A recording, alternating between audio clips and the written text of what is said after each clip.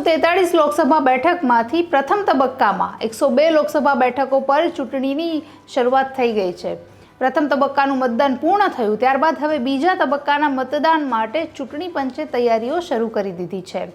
દેશમાં 26મી એપ્રિલે 12 રાજ્યો અને 88 બેઠકો પર બીજા તબક્કાનું મતદાન થવાનું છે, જેમાં કેરળ, રાજસ્થાન, મધ્યપ્રદેશ, છત્તીસગઢ, આસામ અને સહિતના ઘણા બધા રાજ્યો સામેલ છે। નમસ્કાર, આપની સાથે હું છું જાનવી।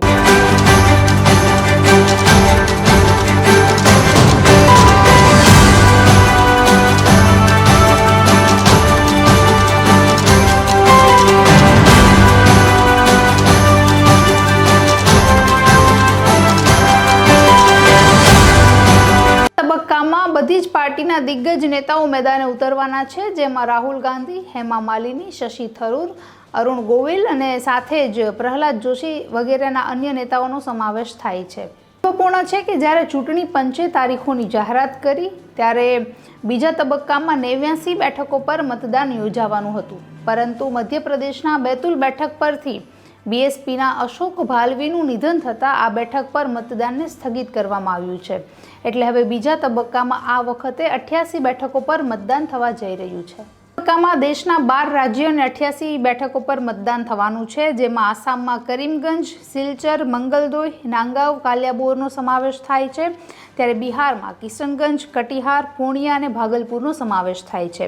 સાથે છત્તીસગઢમાં મહાસમુંદ, કાકેર અને રાજનાંદગાંવમાં મતદાન યોજાશે, તો કર્ણાટકની પણ ઘણી બધી બેઠકો સામેલ છે, જેમાં બીજાપુર, ગુલબર્ગ, રાયચુર, બીદર અને કોપલ જેવા મહત્વના મતદાન જે બેઠકો છે તે સામેલ છે।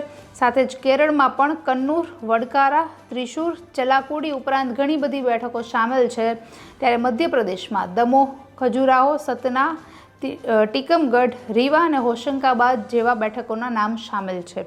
તો સાથે જ મહારાષ્ટ્રમાં પણ બીજા તબક્કામાં મતદાન યોજાવાનું છે, જેમાં બુલઢાણા, અકોલા, હિંગોલી, નાંદેડ, પરભીની, વર્ધા ઉપરાંતની પણ 2-3 બીજી બેઠકો સામેલ છે।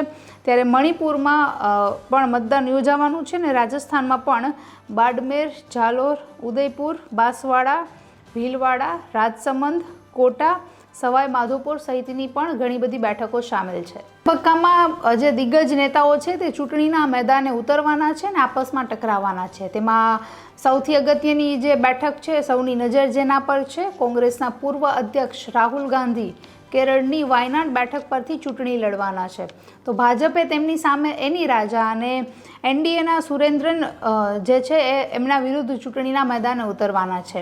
બીજી બેઠક છે જે શશી થરૂર કેરળના તિરુવનંતપુરમથી લડવાના છે।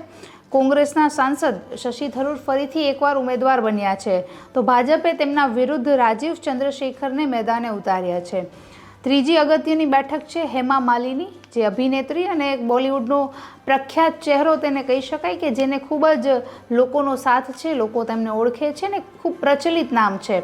હેમા માલિની મથુરાની લોકસભા બેઠક પરથી ચૂંટણી લડવાના છે અને વર્તમાન સાંસદ ભાજપના ઉમેદવાર હેમા માલિની વિરુદ્ધ કોંગ્રેસના મુકેશ ઢાંગર ચૂંટણીના મેદાને ઉતર્યા છે। આ ઉપરાંત અરુણ ગોવિલ કે જે મેરઠની લોકસભા બેઠક પરથી ચૂંટણી લડશે અને એમની સામે સમાજવાદી પાર્ટીના સુનીતા વર્મા ચૂંટણીના મેદાને ઉતરવાના છે। સાથે જ ઓમ બિરલા કે જે રાજસ્થાનની કોટા બેઠક પરથી લોકસભાના અધ્યક્ષ તરીકે ભાજપના ઉમેદવાર છે, તો એમની સામે કોંગ્રેસે પ્રહલાદ ગુંજલને મેદાને ઉતાર્યા છે। તો આ સિવાયના ઘણા બધા જે પ્રચલિત નામ છે, જેમ કે નવનીત રાણા હોય કે પછી મહેશ શર્મા હોય, આ સિવાયના પણ ઘણા બધા દિગ્ગજ નેતાઓ છે કે જે આ વખતે 22 રાજ્યની કુલ 88 બેઠકો પર આમને સામને ટકરાવાના છે। તબક્કામાં મણિપુરને બાદ કરતા જે અન્ય બેઠકો છે તેના પર શાંતિપૂર્ણ જે ચૂંટણીની તૈયારીઓ છે તે પૂરી થઈ છે, ચૂંટણી પણ યોજાઈ ગઈ છે। હવે ત્યારે બધા જ લોકોની જે નજર છે એ બીજા તબક્કામાં રહેશે। નમસ્કાર।